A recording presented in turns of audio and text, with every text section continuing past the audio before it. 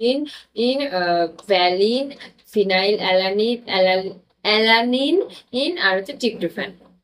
তুই বল। Arginine, histidine, lysine, leucine, isoleucine, methylene, methionine. লিন মিথিওনিন। নিন হবে, নিন। ও ভুল লিখেছে। থ্রিওলিন, নিন, সব নিন। তারপর ট্রিপ্টোফ্যান, ট্রিপ্টোফ্যান, হ্যাঁ ট্রিপ্টোফ্যান, তারপরে কি জানো, ফিনাইলালিন, অ্যালানিন। অ্যালানিন, ওইটা দেখে মুখস্থ করতে হবে। তুমি বলবে না। কেন এটা তো আলাদা আলাদা মানে দাগ দিয়ে হয় না। এটা পড়া শুরু করবো এখান থেকে। ওই যে এটা একবার রিভিশন করে নে। পুষ্টিগত গুণগত অনুসারে অপরিহার্য অ্যামাইনো অ্যাসিডের উপস্থিতির ভিত্তিতে প্রোটিনের শ্রেণী বিভাগ। পুষ্টিগত গুণাগুণ অনুসারে অ্যামাইনো অ্যাসিডের উপস্থিতির ভিত্তিতে প্রোটিনকে 3টি ভাগে ভাগ করা হয়, যথা প্রথম শ্রেণীর বা সম্পূর্ণ প্রোটিন, দ্বিতীয় শ্রেণীর বা আংশিকভাবে সম্পূর্ণ প্রোটিন, আর তৃতীয় শ্রেণীর বা অসম্পূর্ণ প্রোটিন। প্রথম শ্রেণী হলো মেইন টপিক শুনে নি। মেইন জিনিস কি হবে? সম্পূর্ণ প্রোটিন কাদের বলবো? যাদের মধ্যে সমস্ত প্রকার অপরিহার্য অ্যামাইনো অ্যাসিড গুলো প্রেজেন্ট থাকবে। সমস্ত প্রকার অপরিহার্য অ্যামাইনো অ্যাসিড প্রেজেন্ট থাকবে তাদের বলবো সম্পূর্ণ। যাদের মধ্যে কয়েকটা থাকবে, কয়েকটা থাকবে না, তাদেরকে বলবো আংশিক বা পূর্ণ। আর যাদের মধ্যে কোনোটাই থাকবে না, তাদেরকে কি বলবো? তাদের অসম্পূর্ণ বলবো। আংশিক, ওটা তো আংশিক, সরি, মানে হ্যাঁ অসম্পূর্ণ। ওটা আংশিক সম্পূর্ণ, আর এটা পুরোপুরি অসম্পূর্ণ। তাহলে উদাহরণ কি হয়ে যাবে? মাংস, ডিম, দুধ এগুলো হয়ে যাবে। মেইন কথা প্রাণীজ হয়ে গেল সম্পূর্ণ প্রোটিন। উদ্ভিজ্জগুলো ম্যাক্সিমাম ক্ষেত্রে কি হয়ে যাবে? একাধিক বা আংশিকভাবে প্রোটিন সম্পূর্ণ, যেমন হচ্ছে ডাল, বাদাম এইসব। আর একেবারেই অবর্তমান থাকবে সেটা কি হবে? জিলেটিন আর জেইন। চল এগো।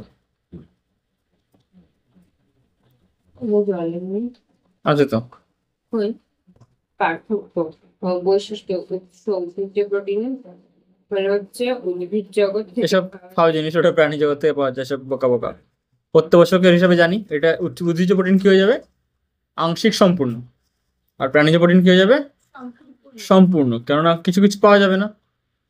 যেমন উদাহরণগুলো পড়তে হবে এখানে, উদাহরণগুলো দরকারি। যেমন ডালে কি হচ্ছে?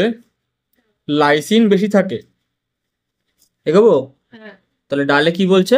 লাইসিন বেশি থাকে, মিথিওনিন কম থাকে। আবার চালে কি বলছে? কোথায় এই যে মিথিওনিন, এই যে ইসের মধ্যে, বক্সের মধ্যে ঢোক। ও ডালে, ডালের ক্ষেত্রে কি বলছে? লাইসিন কম, মিথিওনিন বেশি। সরি, লাইসিন বেশি, মিথিওনিন কম থাকে। আবার চালের ক্ষেত্রে কি বলছে? মিথিওনিন বেশি আর লাইসিন কম থাকে। তাহলে আমাদের ডাল ভাত দুটো একসাথে খেলে কি হবে? দুটোরই ম্যানেজ হয়ে যাবে। ডাল ভাত বা খিচুড়ি, অর্থাৎ ডালে সম্পূর্ণ প্রোটিন থাকছে খিচুড়ি খেলে। তাহলে আমরা কোনটা বেটার হবে? তাহলে বাচ্চাদের কোনটা খাওয়াচ্ছে? খিচুড়ি বেটার। আর সব রকমের ডাল থাকলে, সব ডালে তো সব এলিমেন্ট থাকে না। একটা ভিডিওতে পাঠাবো, ওখানে যদি লিঙ্ক পাই আমি। 7 দিন 7 রকমের ডাল খেতে বলছে। তাহলে কি হবে? সব রকমের ডালের চাহিদা পূরণ হয়ে যাবে। কোনোটা ক্যালসিয়াম বেশি, কোনোটা পটাশিয়াম বেশি, কোনোটা এই যে এরকম। এগো। প্রোটিনের সম্পূর্ণতা। দেহ গঠনের সহায়ক। দেহ গঠনের সহায়ক। তাহলে সব প্রোটিন নেই। অ্যামাইনো অ্যাসিড গুলো দেহ গঠনের জন্য প্রাণীজ প্রোটিনের মতো সঠিকভাবে কাজ করতে অক্ষম। আর এটা হচ্ছে সক্ষম। প্রোটিনের সম্পূর্ণতা। উদ্ভিজ্জ অলরেডি জানি আমরা দ্বিতীয় শ্রেণীর প্রোটিন, উদ্ভিজ্জ প্রোটিন হচ্ছে আর এটা প্রথম শ্রেণীর প্রোটিন। তাই এটি দ্বিতীয় শ্রেণীর প্রোটিন, যেমন ডাল, বাদাম, সয়াবিন। আর প্রাণীজ প্রোটিন গুলো হচ্ছে সম্পূর্ণ প্রথম শ্রেণীর প্রোটিন। মাছ, মাংস। এর মূল্য হচ্ছে প্রাণীজ প্রোটিনের দামে সস্তা। সয়াবিনের দাম কম, মাংসের দাম বেশি। সস্তা, আর হচ্ছে মহার্ঘ। তারপর পাচ্যতা। উদ্ভিজ্জ প্রোটিন সহজ পাচ্য নয়, কারণ উত্তাপ প্রয়োগ না করলে উদ্ভিজ্জ খাদ্যের কোষ প্রাচীরের ওপর প্রোটিন পরিপাককারী উৎসেচক কাজ করতে অক্ষম। মানে ভালো করে আমাদের রান্না করতে হবে আগে। আর প্রাণীজ প্রোটিন সহজ পাচ্য, কারণ প্রাণীজ খাদ্যে কোষ প্রাচীর থাকে না। চলো, এটা হচ্ছে কোষপ্রাচীর। তাহলে সহজে হজম হয়ে যাবে, কোষ পর্দা ভেদ করে প্রোটিন পরিপাক করবে। প্রোটিন পরিপাককারী উৎসেচক, কাজেই কোষ পর্দা ভেদ করে প্রোটিন পরিপাক করতে সক্ষম। সক্ষম। বিষক্রিয়া, হজম না হলে কি হবে? বিষক্রিয়া সৃষ্টি করবে, হজম হয়ে গেলে বিষক্রিয়ার চান্স নেই। নেক্সট পট, উদ্ভিজ এইটা দরকারি স্টার পয়েন্ট। কোনটা এটা? হুম। না, হ্যাঁ, বিষাক্ত পদার্থের উপস্থিতি। সয়াবিনের ও কাঁচা বাদামের খোসায় হিমাগ্লুটিনিন এবং ডালে ট্রিপসিন। দেখ, শব্দটাকে ভেঙে দে। হিম আর অ্যাগ্লুটিনিন। অ্যাগ্লুটিনিন মানে কি? যে জমাট বাঁধিয়ে দেবে, অ্যাগ্লুটিনেশন। আর হিম মানে কার কথা বলছে? আরবিসির কথা।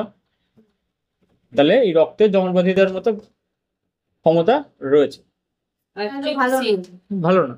বিরোধী বস্তু প্রোটিন শোষণে বাধা দেয় এবং খেসারির ডালে অবস্থিত ও বিটা অক্সালিল অ্যামাইনো অ্যালানিন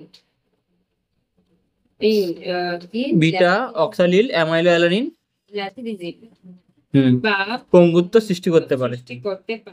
সৃষ্টি করে। বিভিন্ন প্রক্রিয়া প্রয়োগে এই বিষাক্ত পদার্থ দূর করা হয়। এই জন্য ডালের ক্ষেত্রে আবার প্রসেস ডালটা কিছু ক্ষেত্রে বেটার। প্রসেস ডাল মানে যেগুলো কোম্পানি থেকে এইসব প্রক্রিয়াকরণ হয়ে আসছে। প্রাণীজ প্রোটিনে বিষক্রিয়ার সম্ভাবনা প্রায় থাকে না, কিন্তু কাঁচা ডিমের এভিডিন যা বায়োটিন নামক ভিটামিনের শোষণে বাধা দেয় এবং ডিমের ট্রিপসিন বিরোধী পদার্থ সামান্য উত্তাপে দূরীভূত হয়।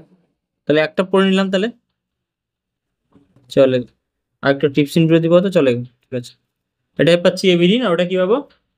কাঁচা বাদাম আর সয়াবিন পাবো হিমঅ্যাগ্লুটিনিন। ডালে কি পাবো? বোয়া পাবো। ট্রিপসিন।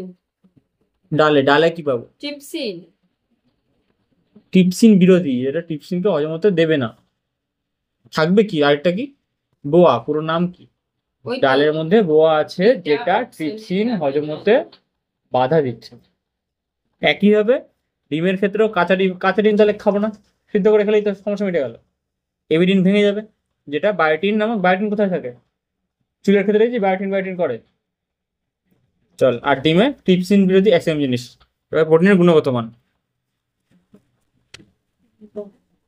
উদ্ভিজ্জ প্রোটিন উদ্ভিজ্জ প্রোটিনে প্রাণীজ প্রোটিনের তুলনায় জৈব মূল্য ও নিট প্রোটিনের সদ্য ব্যবহার আর প্রোটিনের কার্যক্ষমতার অনুপাত রাসায়নিক সাফল্যাংশ কম থাকে, তাই এর পুষ্টিমূল্য দৈহিক গঠনের জন্য উৎকৃষ্ট নয়।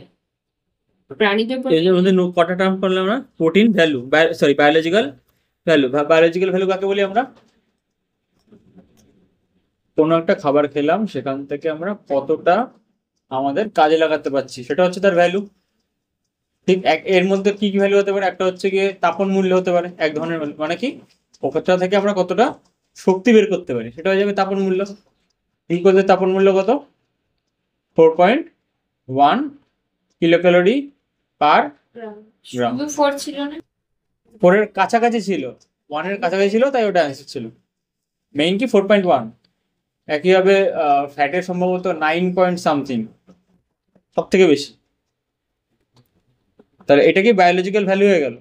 তারপরে কি হচ্ছে? নেট প্রোটিন ইউটিলাইজেশন, মানে কতটা প্রোটিন খাচ্ছি।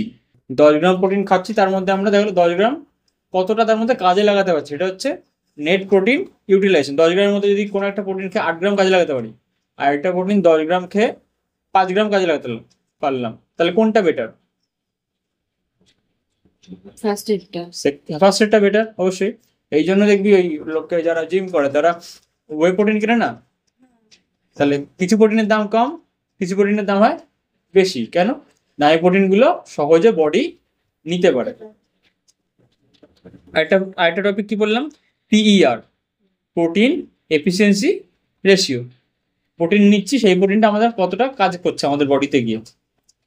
দেখ ধাপে ধাপে, প্রথম কি প্রোটিন রয়েছে তোর থালার মধ্যে, এই প্রোটিনটা থেকে কতটা শক্তি পসিবল, এটা কি হয়ে গেল? তার জৈব মূল্য। প্রোটিনটা খেলাম, খাওয়ার পরে ওই প্রোটিনটুকু থেকে কতটা আমার বডি নিতে পারছে, সেটা কি হয়ে যাবে? ইউটিলাইজেশন। এবার ইউটিলাইজ যেটুকু পেয়েছি, সেইটুকু আমরা কম চাবা, যেটুকু আমরা বডি এবার নিয়েছে সেইটার থেকে কতটা শক্তি বের করতে পারছি, সেটা হয়ে যাবে এফিসিয়েন্সি। আর লাস্টে কি হচ্ছে রাসায়নিক সাফল্যাঙ্ক, যেটা কি ওইটারই একটা সেম টাইপের, যে যতটা কাজ করবে সে ততটা সফল। খালি খালি মাথা নাচ্ছিস না তো, হবে না, বুঝিসনি তুই? একবার দেখলাম সবাই নাক টানতে, একবার নাক টানতে দেখলাম এখনো পর্যন্ত। কি কি হচ্ছে টপিক? সবার প্রথমে কি জৈব মূল্য, ওটা বন্ধ কর, ওতে আরো শরীর খারাপ বাড়বে। নখের যত যা আছে ওই খাচ্ছিস বসে বসে। সবার প্রথমে কি থালার মধ্যে প্রোটিন রয়েছে, ওটা কি হবে, ওটার কতটা ম্যাক্সিমাম ক্যালোরি পাবো আমরা, ওটা গেল জৈব মূল্য। খেলাম, খাওয়ার পরে ওই প্রোটিন থেকে কতটা আমরা বডি ইউটিলাইজ করতে পারলো, সেটা কি হয়ে গেল ইউটিলাইজেশন। দেখ লেখা আছে NPU, নেট প্রোটিন ইউটিলাইজেশন। আমরা 10 গ্রাম খাচ্ছি, 8 গ্রাম বডি শোষণ করতে পারছে। জৈব মূল্যটাই তো বায়োলজিক্যাল ভ্যালু হয়ে গেল। তারপরে শরীর কতটা নিতে পারছে, শরীর এবার যেটুকু নিয়েছে সেইটুকু প্রোটিন কতটা কাজ করতে পারছে, হচ্ছে প্রোটিন এফিসিয়েন্সি ভ্যালু। আর যতটা ভালো কাজ করতে হবে তার তো সাফল্যাঙ্ক বেশি। দেখো প্রাণীজ প্রোটিনে উদ্ভিজ্জ প্রোটিনের তুলনায় জৈব মূল্য নিট প্রোটিনের সদ্ব্যবহার প্রোটিনের কার্য। ইংলিশ টার্মগুলো পড়, কাজে লাগবে। জৈব মূল্য বায়োলজিক্যাল ভ্যালু BV, নিট প্রোটিনের সদ্ব্যবহার নেট প্রোটিন ইউটিলাইজেশন, প্রোটিনের কার্যক্ষমতার অনুপাত প্রোটিন এফিসিয়েন্সি রেটিও রেশিও, অনুপাত, রেশিও। ও রাসায়নিক টি তে স উচ্চারণ হয়। কেমিক্যাল স্পোর্ট ওর বেশি থাকে, তাই এর পুষ্টিমূল্য দৈহিক গঠনের জন্য উৎকৃষ্ট।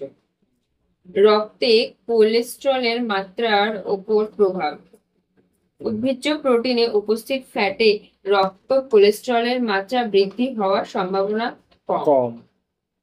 প্রাণীজ তাই কি হয়? প্রাণীজ প্রোটিনে কোলেস্টেরলের মাত্রা বেশি। এটা কি তাহলে নেগেটিভ? হ্যাঁ এতক্ষণ সব ভালো করছিলাম প্রাণীজ প্রোটিন, এখানে কি করলাম আমরা, কোলেস্ট্রল নেগেটিভ করলাম। এটা পজিটিভ সেদিক থেকে। এই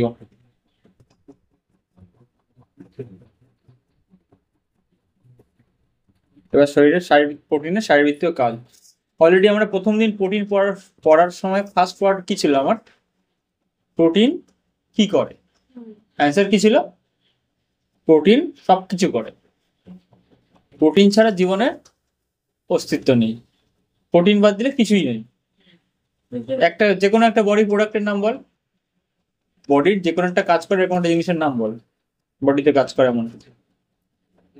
ব্রেন ব্রেন রয়েছে, আর ব্রেন রয়েছে, ঠিক আছে স্যার, ঠিক আছে। ব্রেনে কি রয়েছে?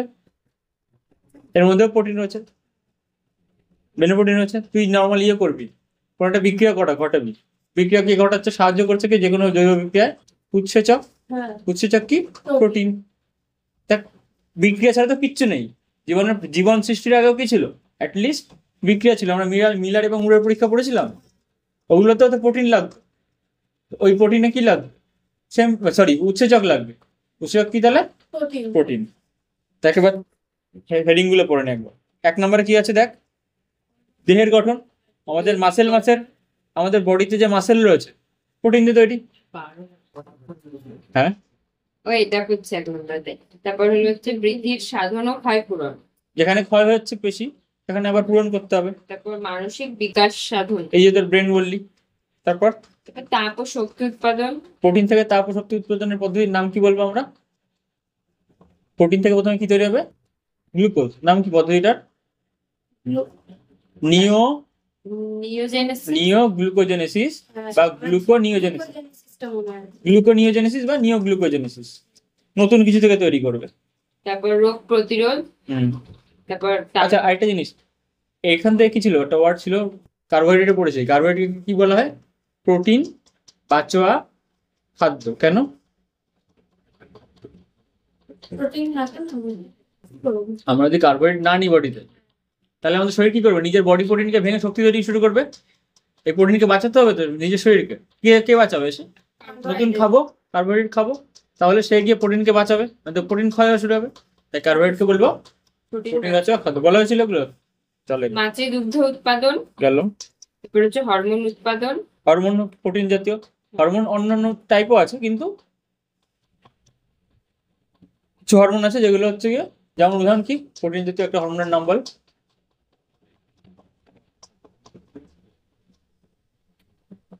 কি কি টাইপ আছে হরমোনের? একটা হচ্ছে অ্যামিনো অ্যাসিড ধর্মী, শুনে নে, এটা হয়তো শুনিস নি।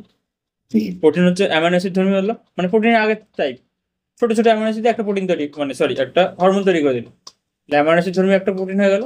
অ্যামিনো অ্যাসিড গুলো, সরি ভুল বলছি আবার, অ্যামিনো অ্যাসিড ধর্মী হরমোন হয়ে গেল। অ্যামিনো অ্যাসিড গুলো জুড়ে জুড়ে প্রোটিন তৈরি করলো, সেই প্রোটিন থেকে আবার একটা হরমোন তৈরি করলো, এটা হয়ে গেল প্রোটিন ধর্মী হরমোন। আর কি আছে? স্টেরয়েড ধর্মী হরমোন, নাম শুনেছিস? স্টেরয়েড, স্টেরয়েড কোথায় শুনেছিস? স্টেরয়েড, স্টেরয়েড কোথায় শুনেছিস? আর না রেগুলার লাইফে কোথায় শুনেছিস স্টেরয়েড? শুনেছিস যারা জিম করে তারা স্টেরয়েড নেয়? অ্যাকচুয়ালি কি নেয়? বডি সুগঠিত বডি তৈরি করে কোন হরমোন? টেস্টোস্টেরন। টেস্টোস্টেরন। টেস্টোস্টেরন তাহলে কি ধরনের হরমোন? স্টেরয়েড জাতীয় হরমোন। আবার স্টেরয়েড কি দিয়ে তৈরি হয়? এই স্টে শব্দ আর কিসের মধ্যে শুনেছিস তোরা? একটু আগে আগের চ্যাপ্টারের লাস্টে পড়েছিস, স্টোরিটা লাস্টের পার্থক্যটা পড়েছিস। লাস্টের পার্থক্য এই তো, এই চ্যাপ্টারে আগের পেজে লাস্টের পার্থক্যটা কি ছিল? স্টে ওয়ার্ড কার মধ্যে আছে?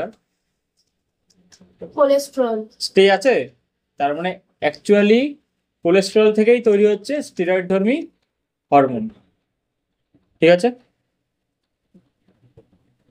তাহলে টাইপ কি কি হলো? অ্যামিনো অ্যাসিড ধর্মী, প্রোটিন ধর্মী আর স্টেরয়েড ধর্মী। একদম। তারপর হলো হচ্ছে উৎসেচক সংশ্লেষ, জানি অলরেডি আমরা, যে কোনো উৎসেচক। তারপর শর্করা ও স্নেহ পদার্থ উৎপাদন, শর্করা উৎপাদনের নাম কি বললাম এক্ষুনি? গ্লুকোনিওজেনেসিস বা গ্লুকোজেনেসিস। একবার। তারপর হলো হচ্ছে বাফার ক্রিয়া সম্পাদন। বাফার কি জিনিস মনে আছে? অ্যাসিড এবং, শুনে নে, অ্যাসিড এবং ক্ষার কোনো একটা বিক্রিয়া চলছে, উৎসেচক কিভাবে কাজ করে? আচ্ছা এটা E12 তো নেই, বলে দিই তাহলে। আমাদের শরীরের মধ্যে যে কোনো কিছুতে, হ্যাঁ হ্যাঁ, আমাদের শরীরের একটা নির্দিষ্ট টেম্পারেচার আছে, আছে। একইভাবে শরীরের নির্দিষ্ট টেম্পারেচারের সাথে সাথে একটা নির্দিষ্ট পিএইচ আছে। শরীরের একটা অংশে এক এক রকম পিএইচ, যেমন মুখের মধ্যে পিএইচ কত? আচ্ছা পিএইচ কি জিনিস এটা তো জানিস না? হ্যাঁ, এইচ কি জিনিস?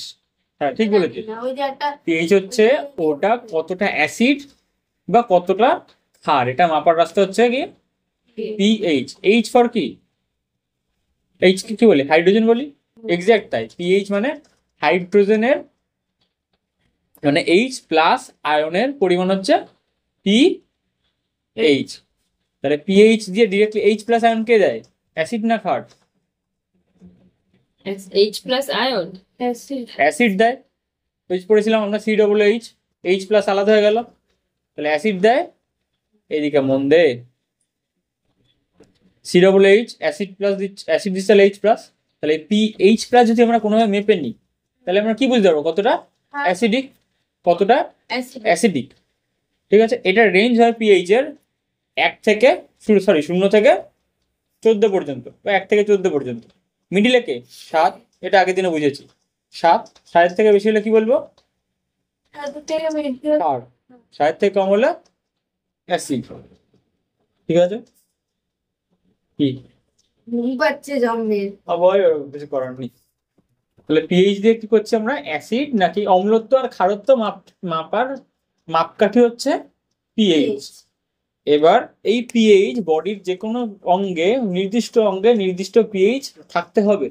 নির্দিষ্ট পিএইচ না থাকলে বন্ধে, নির্দিষ্ট পিএইচ না থাকলে উৎসেচকগুলো, যে কোনো বিক্রিয়া উৎসেচক লাগছে, সেই উৎসেচকটা ঠিকঠাক কাজ করবে না। তো এই পিএইচ মেনটেন করার জন্য আমাদের কি চাই? বাফার চাই।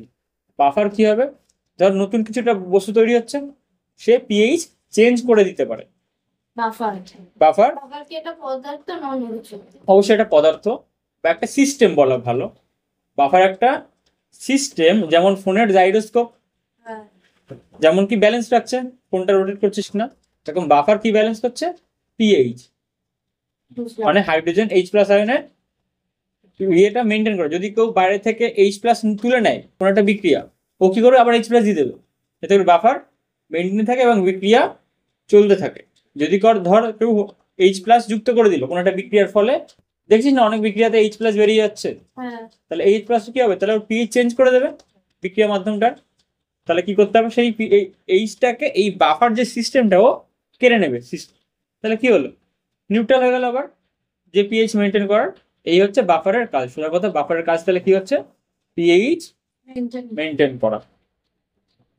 তারপর অপরিহার্য অ্যামাইনো অ্যাসিডের চাহিদা পূরণ, জানি অলরেডি, অন্যান্য দৈহিক কার্যের সম্পাদন। অন্যান্য মধ্যে অনেক কিছু পড়াচ্ছে, দেখ দৈহিক গঠনে পড়ি। প্রোটিন প্রোটোপ্লাজম গঠনের মাধ্যমে কোষ সৃষ্টিতে অংশগ্রহণ করে। জীবনের প্রতিটি ক্ষেত্রে গর্ভস্থ ভ্রূণ ও অবস্থা সব থেকে সময় লাগে আমাদের প্রোটিন। শৈশব, বাল্য ও কৈশোরের বিভিন্ন দশায় দৈহিক গঠনে প্রোটিনের ভূমিকা অনস্বীকার্য। বৃদ্ধি, ক্ষয় সাধন করা দরকার আছে। আঘাতপ্রাপ্ত হলে বা কেটে গেলে সেই জায়গাটা কি দিয়ে পূরণ হবে, প্রোটিন দিয়ে। নতুন কোষ তৈরি করতে হবে, তো নতুন কোষ এই যে এক্ষুনি পড়লাম, এই কোষই আবার এখানে ইউজ হবে। বাধা যেন কে দেয়? কোনটাকে বল? ওই রক্ত জমাট বাঁধে, মানে রক্ত যেখান থেকে পড়ছে ওই জায়গাটা আচ্ছা, খাওয়া। এইখানে রক্তের কথা বলেন, তুই যেটা বলছিস ওটার নাম কি, হেপারিন। হ্যাঁ তো ওটা তো রক্ত জমাট বাধায় না। বাধা দেয়, তো তাই জিজ্ঞাসা করলাম, রক্ত জমাটে বাধা দেয়ছে। মানে ওইটা মানে বাধা হ্যাঁ, একটা দিলে রক্ত জমাট মানে বাঁধবে না। তুই এই কথাটা বলে একটা প্রোটিনের জিনিস টেনে আনবি।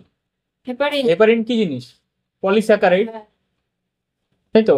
হেটেরো পলিস্যাকারাইড, শুধু আরো বেটার, হেটেরো পলিস্যাকারাইড। এটা কি হেপারিন, কে রক্ত জমাট বাঁধতে বাধা দিচ্ছে। তাহলে রক্ত জমাট বাঁধতে সাহায্য করছে কি, সেলুলোজ ওইদিকে না, সেলুলোজ বডিতে থাকেই না। সেলুলোজ কি থাকে, ফাইব্রিনোজেন, আর নাম কি, ফাইব্রিনোজেন, আর তার নাম হচ্ছে গিয়ে, কাকে যেন প্রাণ। আচ্ছা ঠিক আছে, তোরা 10 দিয়ে বলি সুবিধা হবে। ক্লাস 10 হিমোফিলিয়া রোগ পড়েছিলি? হ্যাঁ হিমোফিলিয়া রোগে ওখানে হিমোফিলিয়ার টাইপ অনুযায়ী ওখানে ভাগ ছিল না, 9, 11 এরকম ভাগ ছিল, তো ওগুলো কি বলি আমরা, হিমোফিলিক ফ্যাক্টর। হ্যাঁ হিমোফিলিয়া রোগ কাকে বলি আমরা, রক্তঞ্চন হয় না। হয় না। কেন হয় না, কোনো একটা ফ্যাক্টর থাকে না। 9 নম্বর না 8 নম্বর। হ্যাঁ, ওই ফ্যাক্টর গুলো থাকে না, তাই তো। ওই ফ্যাক্টর গুলোর মধ্যে একটা ফ্যাক্টর হচ্ছে গিয়ে ফাইব্রিনোজেন, এটা একটা প্রোটিন, ঠিক আছে। আরেকটা নাম হচ্ছে গিয়ে অ্যান্টিবডির নাম শুনেছি তো, হ্যাঁ রোগ প্রতিরোধ ক্ষমতা। অ্যান্টিবডির আরেকটা নাম কি, ইমিউনোগ্লোবিউলিন। কি নাম, ইমিউনোগ্লোবিউলিন। ইমিউনোগ্লোবিউলিন। এই ইমিউনোগ্লোবিউলিনটার মধ্যে ইমিউনো শব্দের অর্থ কি, ইমিউনিটি। ইমিউনিটি, ওই যে রোগ প্রতিরোধ ক্ষমতা। আর গ্লোবিন শব্দের অর্থ, এটা হচ্ছে একটা প্রোটিন। যেমন ফাইব্রিনোজেন একটা প্রোটিন রক্তে থাকে, সেরকম গ্লোবিনও একটা প্রোটিন যেটা রক্তেই থাকে। এই গ্লোবিন কি তৈরি করে, ইমিউনোগ্লোবিউলিন তৈরি করে, মানে অ্যান্টি বডি তৈরি করে, মানে রোগ প্রতিরোধ ক্ষমতা তৈরি করে। এই একটা পড়ে গেলাম, পেয়ে গেলাম আমরা প্রোটিনের একটা কাজ। এগো, মানসিক বিকাশ সাধন। প্রোটিনের পর্যাপ্ত উপস্থিতি মস্তিষ্কের গঠন ও বিকাশ লাভে সহায়তা করে। প্রোটিনের অভাবে শিশু অবস্থায় কোষের গঠন সঠিকভাবে সম্ভব হয় না, তার ফলে মানসিক বিকাশ সাধন ক্ষতিগ্রস্ত হয় এবং এই প্রভাব পরবর্তী সময়েও দেখা দেয়। শৈশবকালে মস্তিষ্কের গঠন ও বৃদ্ধিকালে প্রোটিনের ভূমিকা বিশেষভাবে পরিলক্ষিত হয়। তাপ ও শক্তি উৎপাদন, প্রোটিনের বিভিন্ন কাজ, দৈহিক গঠন, ক্ষতিপূরণ ও বৃদ্ধি সাধন প্রোটিন ও তাপ ও শক্তি উৎপাদনে সক্ষম। এবার আয় কতটা, 1 গ্রাম এইটা তো দরকার, এই তো 1 গ্রাম প্রোটিন কতটা তৈরি করে শক্তি, 4 ক্যালোরি। কিলো ক্যালোরি, ভুল না হয় জানো, কিলো ক্যালোরি। দেখো, তাপ উৎপাদনে সক্ষম, কিন্তু প্রোটিন সম্পূর্ণভাবে এই কাজে অংশগ্রহণ করলে দৈহিক গঠন ও বৃদ্ধি ব্যাহত হয়। ব্যাহত হবে, এটা কি বলেছেন, সেই প্রোটিন বাঁচে ওই জায়গাটা না। প্রোটিন যদি আমরা শক্তি তৈরি করি তাহলে কি হবে, দেহের শক্তি ক্ষয়, মানে পেশি ক্ষয় হবে। এগো, সেজন্য সুষম আহার গ্রহণ করলে করলে কার্বোহাইড্রেট এই তো ও ফ্যাট শক্তি প্রদান করতে পারবে পারবে এবং প্রোটিন বেঁচে যাবে। এবং প্রোটিন তার প্রধান দেহ গঠন বৃদ্ধির মাধ্যমে সঠিকভাবে অংশগ্রহণ করতে পারবে। তাই আমরা কার্বোহাইড্রেট এবং প্রোটিনকে কি বলবো, ফ্যাটকে কি বলবো, নাম কি দেবো এদের, বল, প্রোটিন খাদ্য।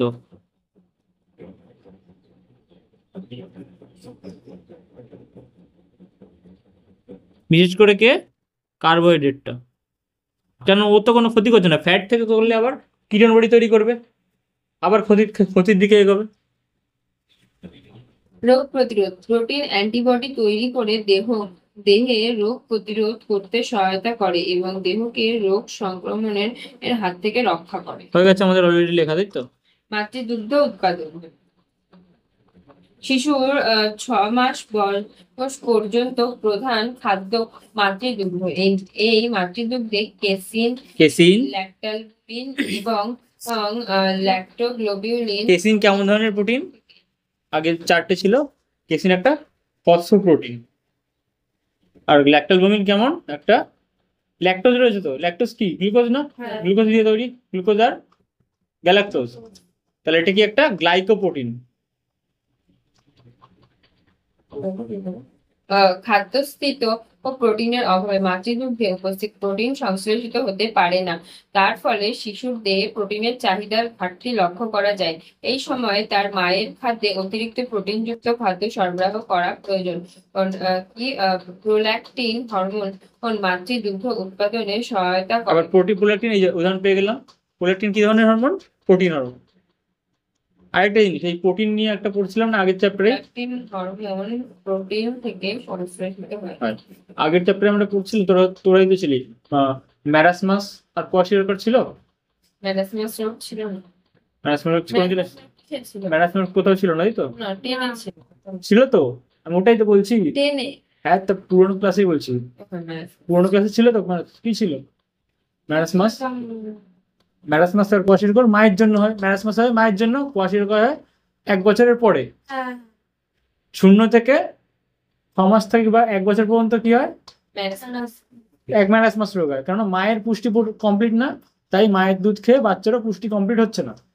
আর 1 বছর বড় যখন, তাহলে বাচ্চা তো অন্য খাবার খাচ্ছে, তাহলে সেই খাবারেও পুষ্টি কমপ্লিট না। দেখো, হরমোন উৎপাদন, মানব দেহে বিভিন্ন হরমোন উৎপাদনে প্রোটিন সব উদাহরণ রয়েছে, সব করে নাম শুনেছিস।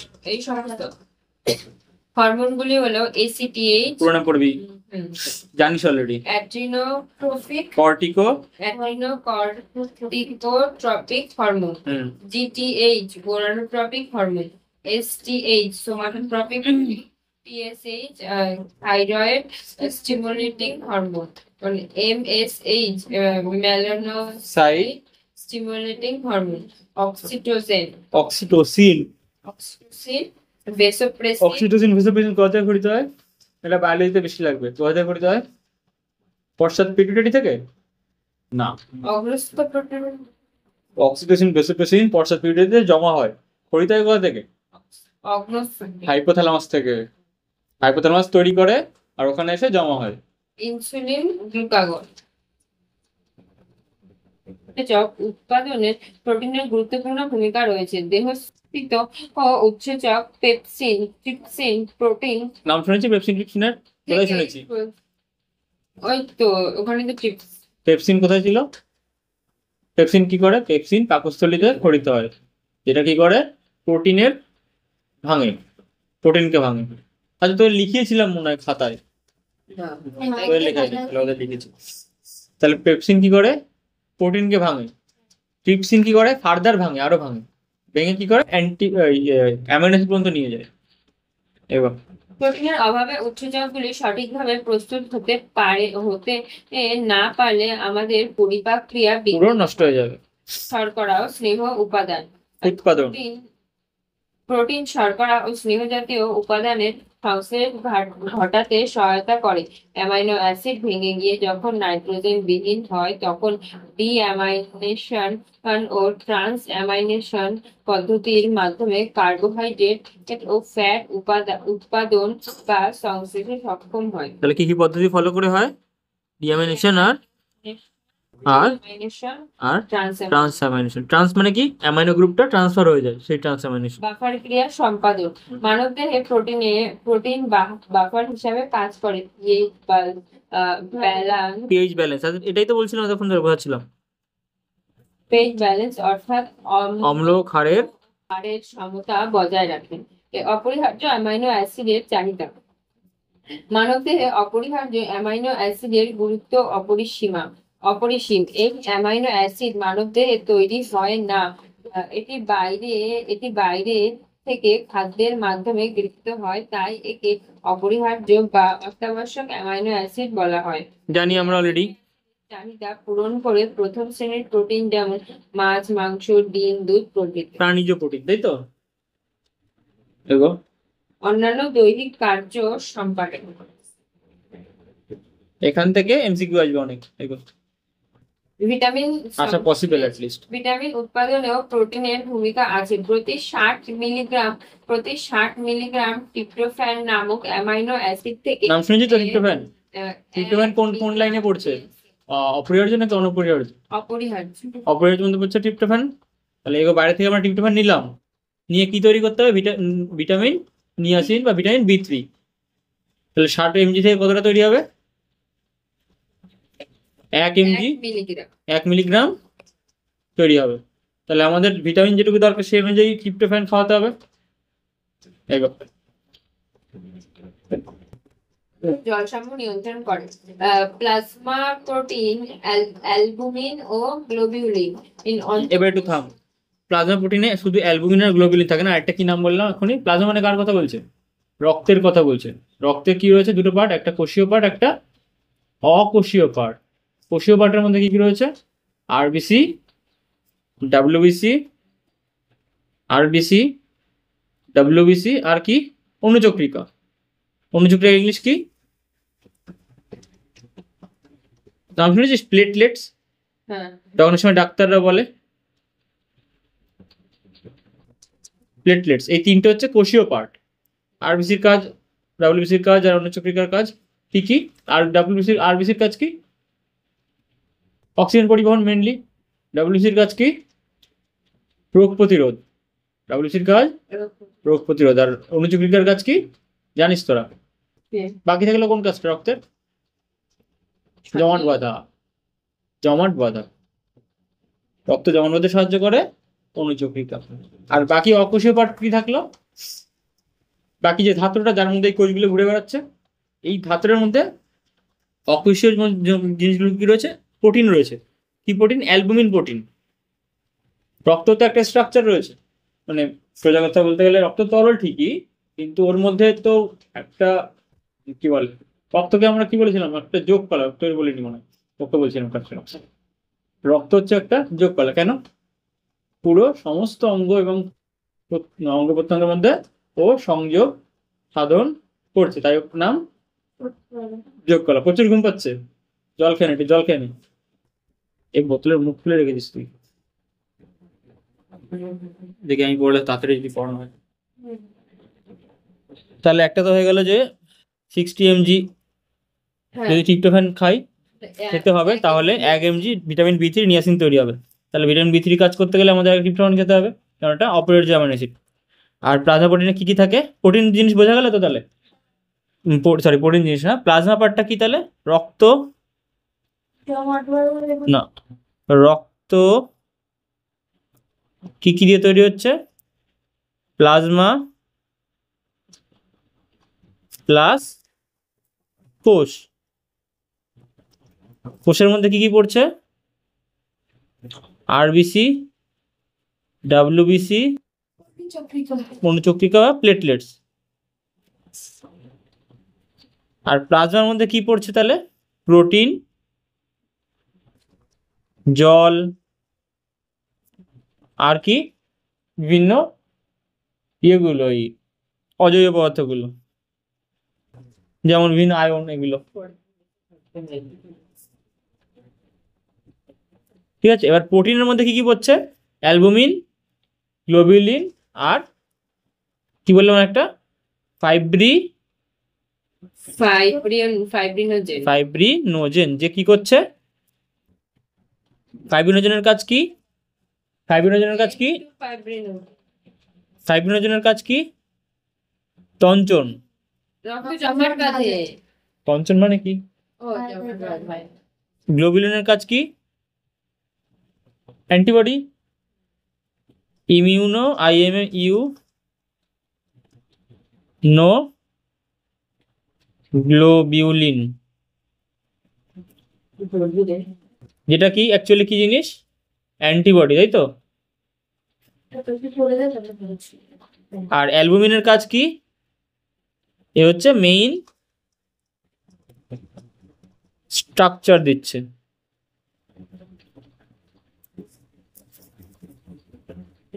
কি কি গেল? অ্যালবুমিন, আর সাথে কি জল ধরে রাখছে অ্যালবুমিন।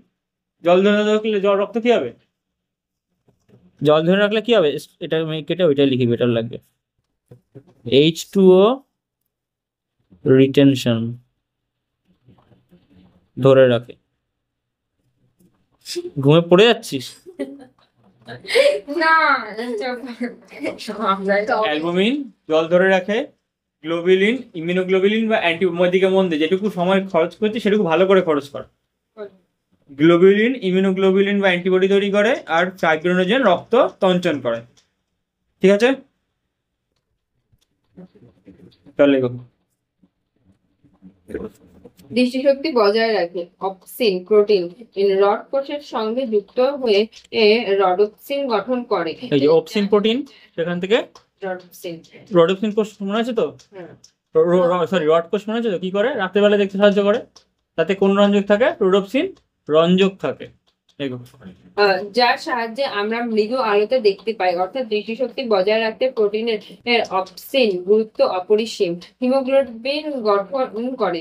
প্রোটিনের গ্লোবিন অংশ হিম নামক রঞ্জক পদার্থ আয়রন বা লৌহের সঙ্গে যুক্ত হয়ে হিমোগ্লোবিন গঠন করে। জানি অলরেডি আমরা ছোটবেলা থেকে, তো এটা সঙ্গে হিমোগ্লোবিন যুক্ত হয়ে অক্সিহিমোগ্লোবিন অক্সিহিমোগ্লোবিন গঠন করে, যা অক্সিজেন সরবরাহ করে। বিপাকক্রিয়া অক্সিজেন সরবরাহ করে শক্তি মুক্ত করে। দাঁত ও হাড়ে কোলাজেন নামক হাড়ের গঠন। কোলাজেন নামক প্রোটিন দাঁত ও হাড়ের গঠনে সিমেন্টিং পর্দা হিসেবে কাজ করে, শক্ত করতে কাজে লাগে। মাংসপেশির সংকোচনশীলতা রক্ষা করে। অ্যাক্টিন আর মায়োসিন নাম শুনেছিস? এটা মনে হয় জীবনে প্রথমবার শুনছিস, তাই তো? অ্যাক্টিন এবং মায়োসিন দুটোই প্রথমবার শুনছিস। অ্যাক্টিন, আমরা তো নর্মাল পেশি করে চিল্লাচ্ছি। পেশিকে যদি আমরা মাইক্রোস্কোপিক্যালি জুম করি, একটা কোষ থাকবে তো, হ্যাঁ, একটা কোষের বদলে আমরা সেটাকে নাম কি দেবো এখানে? সার্কোমিয়ার। আমরা পেশির ক্ষেত্রে কি হয়? একটা কোষ হয় না, একটা সার্কোমিয়ার হয়। এই সার্কোমিয়ারে কি থাকে? এই ফাইবার থাকে দুটো, একটা হচ্ছে মায়োসিন ফাইবার, একটা হচ্ছে অ্যাক্টিন ফাইবার। এরা কি হয়? নিজেদের মধ্যে এই এরকম টাকা ব্রিজ থাকে, এদিকে টাকা এরকম ব্রিজ থাকে, এদের মধ্যে নিজেদের মধ্যে এরকম সূক্ষ্ম একদম মাইক্রোস্কোপের স্তরে এরকম নিজেদের মধ্যে সংকোচন প্রসারণ করে। তাহলে এরকম প্রত্যেকটা যদি এরকম করে, পুরো আমাদের পেশি সংকোচন প্রসারণ এদের মধ্যেই হয়। সেইটা ম্যাক্রোস্কোপিক স্তরে বড় করলে আমরা পুরোপুরি আমাদের কাজটা এগোচ্ছে। নামক প্রোটিন মানব দেহে মাংস পেশি সংকোচনশীলতা রক্ষা করে, ফলে দেহ সঞ্চালন সহজ হয়। মেলানিন সংশ্লেষণ দেহের ত্বক কোন, আচ্ছা, মেলানিন সংশ্লেষ করতে কোন হরমোন সাহায্য করবে? মেলানিন কোথা থেকে গঠিত হবে? টিকটকে পড়ে এসেছিস, হরমোন কি ছিল দেখ তো? মেলানিন VGTA লেখা রয়েছে। প্রোটিন বিশেষভাবে সহায়তা করে। এমনি কি একটা ছিল মেলানিন MSH নাম বল। কি মেলিটোসি দাঁড়াও মেলানোসাইট স্টিমুলেটিং হরমোন। তাহলে কি খরিতে হবে হচ্ছিল? মেলানিন খরিত হচ্ছিল। কোথা থেকে খরিত হচ্ছিল? মেলানোসাইট কোষ থেকে। মেলানোসাইট কোষকে কে মেলানিন খরিত করতে উদ্দীপিত করছে? Melanocyte stimulating hormone.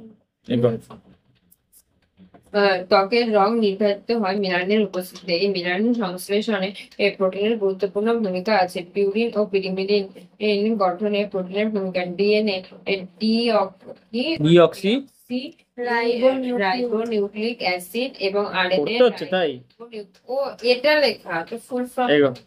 ওই যে অন্য কিছু রাইবোনিউক্লিক অ্যাসিড এর নাইট্রোজেন বেস ইউরিন আর পিরিমিডিন পিরিমিডিন যথাযথভাবে গঠন এগুলো নাইট্রোজেন বেস তো নাইট্রোজেন কোথা থেকে পাবো আমরা অ্যামিনো অ্যাসিড থেকে প্রোটিনের ভূমিকা অনস্বীকার্য চুল ও নখের গঠন কেরাটিন নাম শুনেছি চলো কেরাটিন নামক প্রোটিন খনিজ লবণ ও ভিটামিনের সঙ্গে যুক্ত হয়ে চুল ও নখ গঠনে সহযোগিতা করে তারপর হাতে কি এই হচ্ছে কেরাটিন কোথায় পাবো হাতে কি হচ্ছে এই কেরাটিন প্রোটিনটা কোথায় পাবো চুলে না আর্টিফিশিয়াল চলে যায় ওই যে মিশে অ্যাড দেয় তো আর কেরাটিনের তো ইয়ে পাওয়া যায় তো ম্যাট্রিক্স আমি ব্র্যান্ডের নাম জানি না ম্যাট্রিক্স প্রপার বিভিন্ন কোম্পানি দেখবি যে বিক্রি করে কেরাটিন দেখ আমি সার্চ করি তোর সামনেই সার্চ করছি দেখ না যদি আমরা কেরাটিন ট্রিটমেন্ট করাই তাহলে কিভাবে করবে? তাহলে সেটা মানে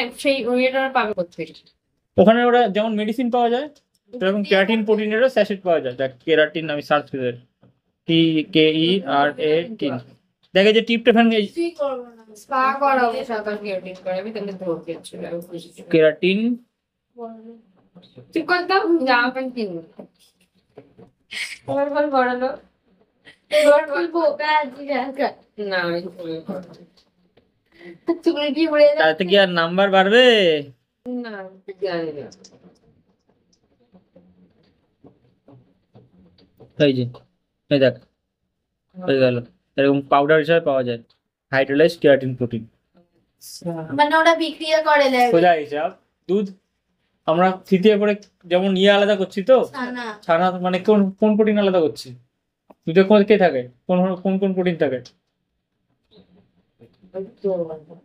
কোন প্রোটিন থাকে দুধে ল্যাকটো না না না মনে হচ্ছে না বলে কেসিন প্রোটিন দুধে কেসিন প্রোটিন থাকে তাহলে ওইটাকে আমরা ড্রাই করলে কি হবে কেসিন প্রোটিন পাবো ওরকম কেরাটিন প্রাণীজ বস্তু থেকে বের করছে কোনো একটা প্রাণীজ প্রোডাক্ট সেখান থেকে কেরাটিনটা ওরকমভাবে তৃতীয় ওই যে সল্টেশন মানে তৃতীয় করার যে পদ্ধতি হয়ে পাউডারটা আলাদা করে নিচ্ছে জলটা উৎপাদী করে ওটা আবার জলটা ওটা প্যাকিং করে এই চারেটাকেই এবার সিরামের সাথে ইউজ করে মাথায় দেবে সব গেল কেরাটিন স্পা ওটাই সেই 5,000 টাকা দেখ ওরা কিনছে কত দিয়ে দেখ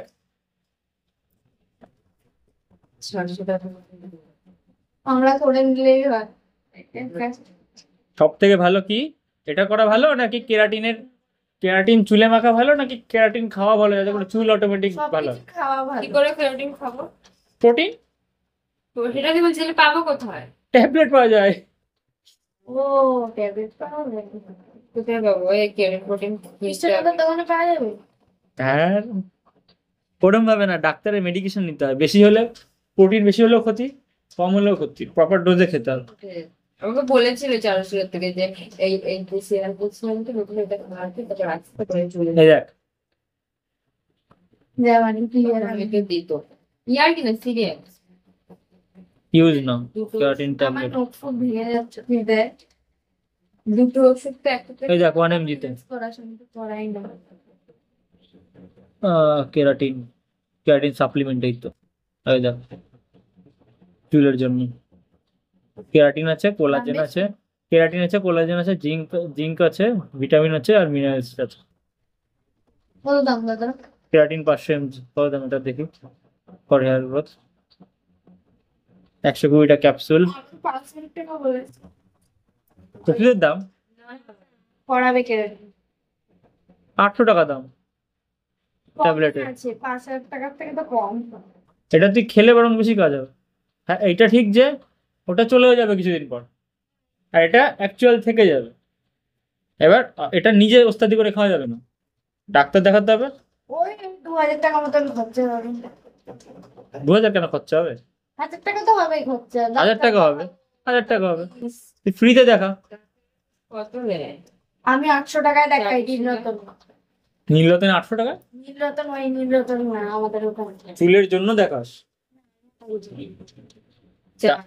চারুশীলায় দেখাতাম তো নিমের একটা খানা আপনারা দেখাই এই যে বায়োটিন প্লাস কেরাটিন বায়োটিনও আছে সাথে কেরাটিনও আছে, পুরোপুরি চুলের উপর বেস করে। আমার যখন টপস হয়েছিল সেটা নিয়ে দেখা যাবে। মোট কথা এই দাঁড়ালো যে বাইরে থেকে লেপার থেকে ভিতরে খেলে বেশি কাজ দেবে, এবং তুই জানিস না এমনও কোনো ক্ষতি হচ্ছে, সেটাও পূরণ করে দেবে প্রোটিন গিয়ে। এগো জায়গায়। উম, আপেক্ষিক উদ্দীপন ক্রিয়া।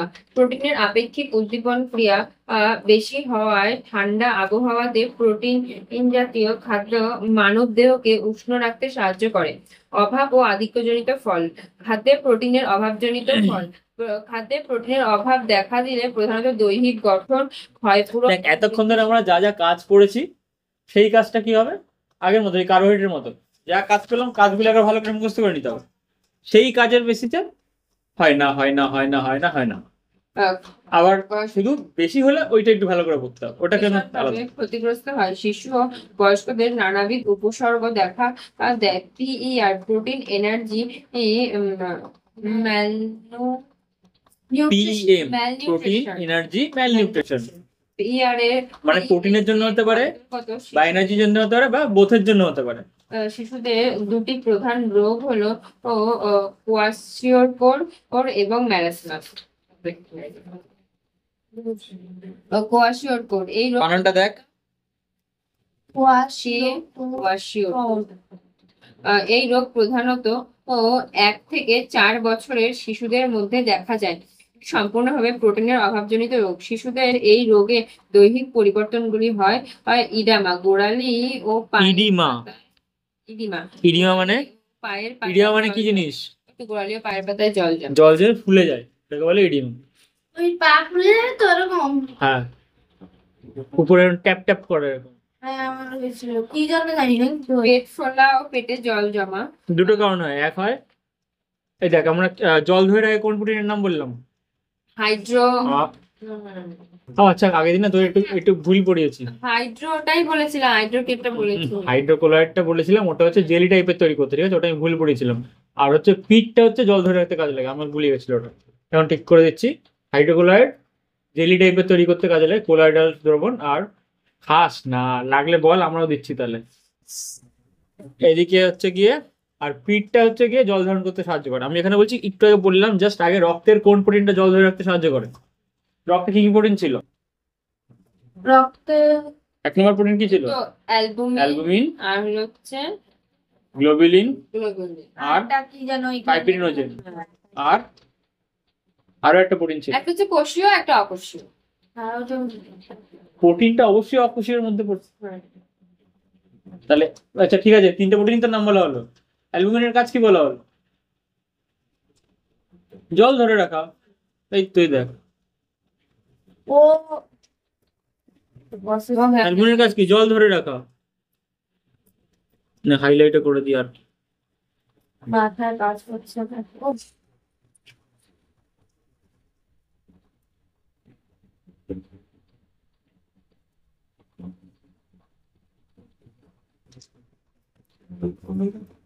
অ্যালবুমিনের কাজ জল ধরে রাখা, আর গ্লোবুলিনের কাজ কি কি করা ম্যাডাম? গ্লোবুলিনের কাজ কি কি কাজ? ওই তো ওই তো গ্লোবুলিন antibody তৈরি। অ্যান্টিবডি তৈরি করা। আর ফাইব্রিনোজেনের কাজ ওই তো রক্ত জমাট বাঁধতে, রক্ত জমাট বাঁধতে সাহায্য করা। মানে ওই করবে অ্যাকচুয়ালি। পেট ফোলা, পেটে জল জমা, মাংসপেশির ক্ষয়। আচ্ছা থেমে যা থেমে যা, যেটা তুই জিজ্ঞাসা করেছিলি সেটাই তোকে শুনে নে। তো এই যে অ্যালবুমিন যে প্রোটিনটা কি করে জল ধরে রাখে, তাহলে অ্যালবুমিন যেখানে সেখানে জল, তাই তো? অ্যালবুমিনের অ্যাকচুয়ালি থাকার কথা কোথায়? রক্তের। কোথায় থাকে অ্যালবুমিন? রক্তের মধ্যে। আর রক্ত কোথায় থাকে? দেহের কোথায় থাকে? শিরা উপশিরার মধ্যে, সরি শিরা এবং ধমনীর মধ্যে। কিন্তু যদি আমরা এই অ্যালবুমিন রক্ত থেকে বাইরে চলে আসে তাহলে সেইখানে জল নিয়ে আসবে, সাথে করে জল জমিয়ে দেবে। যেমন পায়ের পাতা। হ্যাঁ এটাই হয়। পায়ের পাতায় কি হয়, এই শিরা উপশিরা গুলো এখানের মধ্যে যে শিরা যে ধমনীগুলো রয়েছে ওটার যে পাইপ লাইন, তো পাইপ লাইনে লিক হয়ে লিক হয়ে প্রোটিনটা বেরিয়ে আসে। আর প্রোটিন বেরিয়ে আসলে জলও বেরিয়ে আসবে ওর সাথে সাথে, যেখানে অ্যালবুমিন সেখানে জল এসে তারপর জল জমে যায়। ওটাও কি ইয়ে হয় যে মাঝে মাঝে পায়ে হচ্ছে ফোসকা ফোসকা? ফোসকা না, ফোসকা আলাদা। ফোসকা পরিষ্কার ধরনের গরম। ঠিক আছে, এগো পরের দিন আবার এগো। মাংসপেশি ক্ষয় হয় এবং ঊর্ধ্ব বাহুর পরিধি হ্রাস পায় আর মাথার চুল পাতলা হয়। একটা জিনিস তোরা মিস করে গেছিস, একটা জিনিস মিস করে গেছিস। সেটা কি? এটি সম্পূর্ণভাবে প্রোটিন এর অভাবজনিত রোগ। মিস করিনি তো, দাগিয়েছিলি? পড়েছি তো। কোথায় দাগালি? দাগালি দেখো। দাঁড়াচ্ছি না কিন্তু পড়েছি। মানে এটা আমরা কি বললাম? Protein energy, protein energy malnutrition. এটা শুধুমাত্র প্রোটিনের অভাবে কোয়াশিওর কর, মানে বড়দের যেটা হয়। আর বাচ্চাদের ক্ষেত্রে যেটা মায়ের দুধের অভাব, দুধের পুষ্টির অভাবে হচ্ছে, ওটা কি হয়ে যাবে? প্রোটিন এবং ক্যালোরি দুটোর অভাবেই হবে। তাহলে যদি বাচ্চাটা 1 বছরের বেশি বাচ্চা প্রোটিন না পায়, ও কি করবে? নিজের দেহের প্রোটিন ক্ষয় করে শক্তি তৈরি করবে, সেইটা হয় এর ক্ষেত্রে। ফ্যাটি লিভার মুখ গোল ভরাট ও পূর্ণচন্দ্রের মতো দেখায় আর উদারাময় মানে পেটের ত্বক শুকনো খসখসে হয়। ভিটামিনের অভাব, অ্যান্টিবডি গঠিত হয় না, ফলে সহজেই রোগে আক্রান্ত হয়। মানসিক ত্বক সূক্ষ্ম কিছু কেন হবে? ত্বক সূক্ষ্ম কিছু কেন হবে? প্রোটিন তৈরি হচ্ছে না তো। স্কিন হবে না, স্ক্যাল হয়ে যাবে, স্ক্যাল।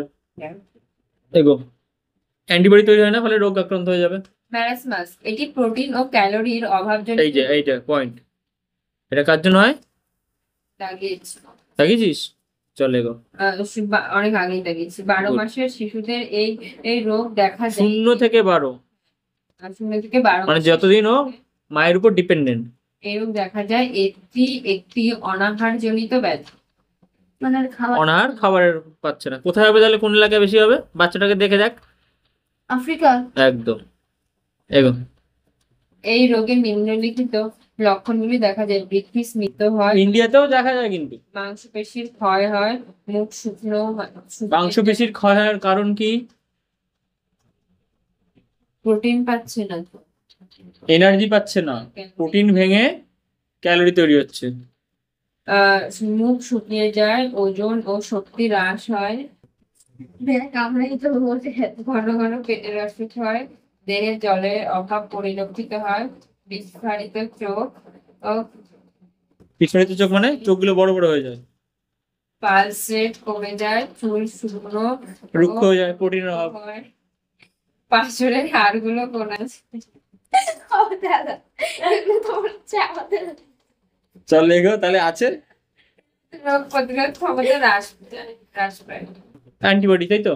অভাবে রোগ প্রতিরোধ ক্ষমতা হ্রাস পায়। প্রোটিনের অভাবে দেহে যথাযথভাবে অ্যান্টিবডি তৈরি হয় না, ফলে রোগ প্রতিরোধ ক্ষমতা হ্রাস পায়। ওজন হ্রাস, দীর্ঘদিন প্রোটিনের অভাবে দীর্ঘদিন প্রোটিনের অভাবে বৃদ্ধি ব্যাহত হয় এবং ওজন হ্রাস পায়। ইডিমা, প্রাপ্তবয়স্কদের প্রোটিনের অভাবে, বিশেষত ও অ্যালবুমিনের অভাবে বহিঃকোষীয় ও অন্তঃকোষীয় তরলের সাম্যাবস্থা। এই যে এটাই তো বোঝাচ্ছিল এতক্ষণ ধরে। অ্যালবুমিন হবে বহিঃকোষীয় এবং অন্তঃকোষীয় তরলের সাম্যাবস্থা বিঘ্নিত হয়, ফলে অন্তঃকোষীয় তরল দেহের বিভিন্ন অংশে জমে যায়। কখনো পাকস্থলীতে জমতে দেখা যায়, একে শোথ রোগ বা ইডিমা বলে। মানসিক নাম কি বাংলায় কি বলে তাহলে? আমি প্রথম শুনলাম। মানসিক স্বাস্থ্য বিঘ্নিত হয়। দীর্ঘদিন ধরে প্রোটিনের অভাবজনিত রোগে ভুগলে মস্তিষ্কের বিকাশ বিঘ্নিত হয়। শিশুদের ক্ষেত্রে মস্তিষ্কের গঠন ও মানসিক স্বাস্থ্যের অবনতি ঘটে। তার ফলে শিশুদের খিটখিটে মেজাজ, মনমরা, খামখেয়ালি আচরণ ও বিষণ্ণতা দেখা যায়। দৈহিক অঙ্গের কর্মক্ষমতা হ্রাস পায়। তাই জন্যই তো decreased functional capacity of organs, ক্ষমতা হ্রাস পাচ্ছে। দৈহিক অঙ্গের ক্ষয়পূরণ ও বৃদ্ধি সাধন বিঘ্নিত হয় এবং কর্মক্ষমতা হ্রাস পায়। বিবর্ণ ত্বক, মেলানিন তৈরি হচ্ছে না। সাইডে লেখা নে, কোথা থেকে লেখা শুরু করবি? MSH নেই প্রথমে, তাই তো? MSH নেই, সেখান থেকে কি হবে? মেলানিনও নেই।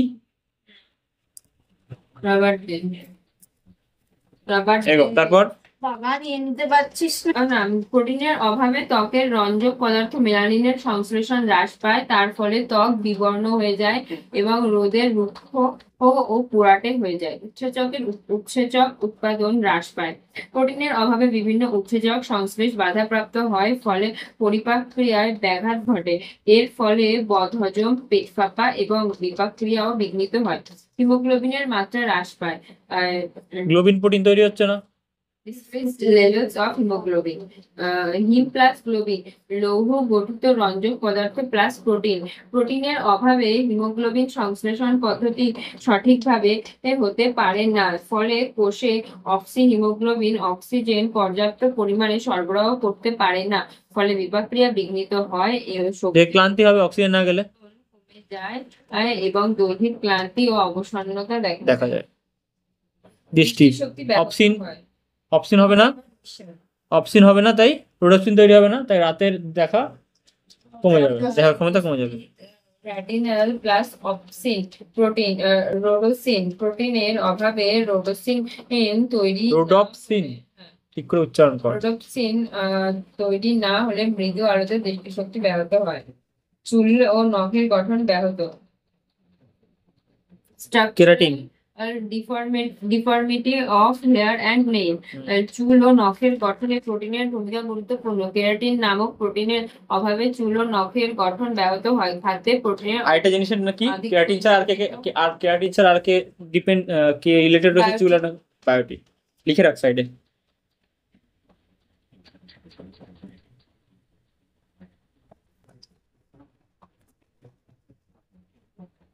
খাদ্যে প্রোটিনের আধিক্যজনিত ফল।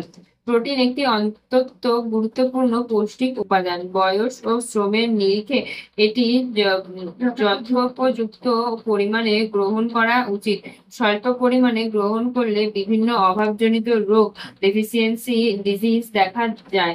তেমনি প্রয়োজনের অতিরিক্ত দীর্ঘদিন ধরে গ্রহণ করলে শরীরে নানা সমস্যা দেখা দেয় এবং শরীরে প্রোটিনের আধিক্যজনিত কুফলগুলি পরিলক্ষিত হয়, যেমন অতিরিক্ত প্রোটিন ফ্যাটে রূপান্তরিত হয় এবং ওজন বৃদ্ধি পায়।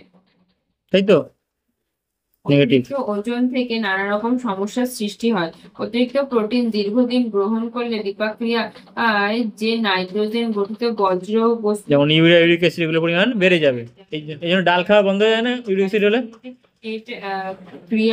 ক্রিয়াটিনিন, জ্যান্থিন, হিপিউরিক অ্যাসিড প্রভৃতি বৃক্কের ওপর এরকম চাপ সৃষ্টি করে এবং বৃক্কের ঠিকমতো পরিশ্রুত না হলে এই বজ্র বস্তু জমে গিয়ে বৃক্কে পাথর সৃষ্টি করে বা কখনো রক্তকে দূষিত করে শরীরে নানা ধরনের বাধার সৃষ্টি করে। প্রোটিন উৎসেচক সংশ্লেষণ করে। অতিরিক্ত প্রোটিন যকৃতে উৎসেচকের ক্ষরণ বৃদ্ধি করে। অতিরিক্ত প্রোটিন গ্রহণে ফ্যাটি লিভার হতে ফ্যাটি লিভার, এই যে দেখ প্রোটিন দিয়ে কি তৈরি হচ্ছিল, ফ্যাট তৈরি হচ্ছিল, এক্সেস হলে সেই ফ্যাট কোথায় গিয়ে জমবে? লিভারের উপর।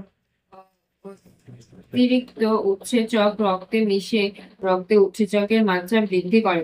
অতিরিক্ত তাহলে একটা জিনিস মনে আছে, আমরা পড়েছিলাম যে উৎসেচক ততটাই চাই যতটা আমাদের শক্তির প্রয়োজন। বেশি হয়ে গেলে কি হবে? প্রয়োজন না, তাও হজম করা শুরু করে দেবে। তাহলে ওই যে পেপসিন ছিল মনে আছে, পেপসিন কি করে? প্রোটিন হজম করে।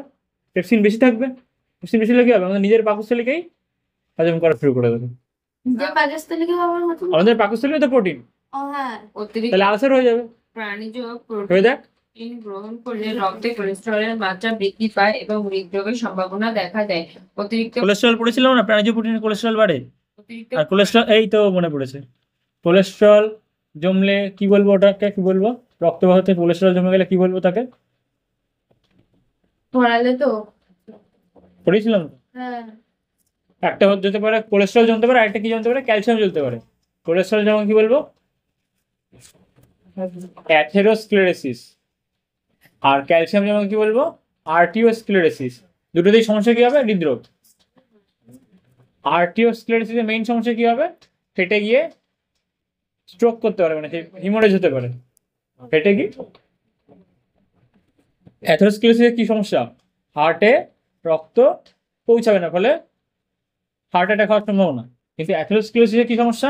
এর সাথে অ্যাডিশন, অ্যাথেরোস্ক্লেরোসিসে কি হয়ে যায়? হার্ড হয়ে যায়। তো যখনই ব্লাড প্রেশার বেড়ে যাবে, এটা পুরো ফেটে যাবে, ফেটে গেলে হেমোরেজ হয়ে যাবে, স্ট্রোক। এটা হচ্ছে এইটার মেকানিজম। আর একটা ওই অ্যাথেরোস্ক্লেরোসিসের মেকানিজম কি, ভেতরে জায়গা ঠিক আছে, নরমই আছে, কিন্তু ভেতরে জায়গা ভরাট কোলেস্টেরল দিয়ে, তাহলেও তো পাস হতে পারছে না, তাহলেও ফেটে যাবে। অতিরিক্ত প্রোটিন জাতীয় খাদ্য গ্রহণ করলে ইউরিক অ্যাসিডের পরিমাণ বৃদ্ধি পায়, যা বাত জাতীয় রোগের প্রকোপ বৃদ্ধি করে। দেখেছিস আমাদের ইউরিক অ্যাসিড বেশি, আগের তোরা বাত নিয়ে বলছিলি, ইউরিক চল। অ্যাসিড বেশি হয়ে গেছে আমাদের শরীরে। আমাদের তুই বলছিলি না আগেও, ক্লাস 10 তো কিসব বলতি, ইউরিক অ্যাসিড বেড়ে গেছে। এই জায়গাটা জানতো না, পরে একটু বল। না ওটা বাত না, বাত কিন্তু বোঝানো হয়ে গেছে। আমার এই জায়গাগুলো করে, আমি জানি না এখন। আমি ভাঁজ করতে পারছিলাম অতিরিক্ত প্রোটিন আমার কিছু করে না। অত ওইসবে কিছু হয় না। অবসাদ, যেদিন হবে তাহলে তুই এই পর্যন্ত আসতে পারতি না, সেটা হয় বাত। অতিরিক্ত প্রোটিন হচ্ছে অতিরিক্ত প্রোটিন ঠিক আছে, কালো হয়ে যাচ্ছি ওদের 1 ঘন্টা 40 মিনিট।